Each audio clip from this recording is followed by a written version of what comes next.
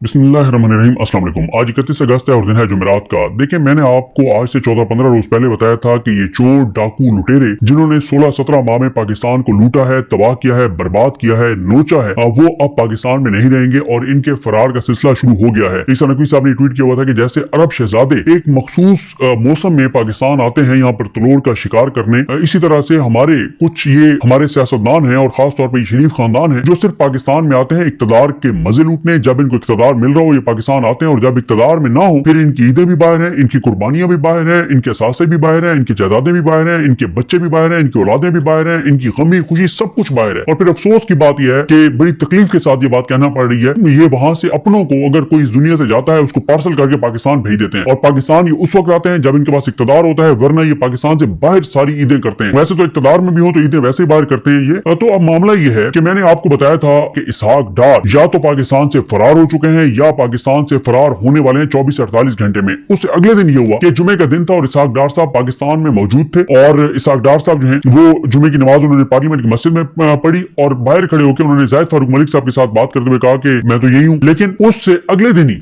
इसहाक डार साहब पाकिस्तान से चले गए थे। वो पाकिस्तान से जा चुके हैं। देखें, शहबाज शरीफ पाकिस्तान से जा चुके हैं, इसहाक डार पाकिस्तान से जा चुके हैं और 4 और इनके तगड़े लोग पाकिस्तान से फरार होने जा रहे हैं। टिकटें करवा ली गई हैं, 4 और पाकिस्तान से फरार हो रहे हैं। आप सिर्फ अगर लिस्ट बना लें और देख लें कि 80 रुकनी काबीना में इस वक्त पाकिस्तान में कितने लोग हैं तो आपको पता चलेगा कि 15 से 20 इस वक्त पाकिस्तान से जा चुके हैं। मसला क्या है, इन्होंने जो पाकिस्तान के साथ किया है, इनको पता है कि अगर पाकिस्तान में अदालतें 5% भी आजाद हुई तो इनकी खैर नहीं है।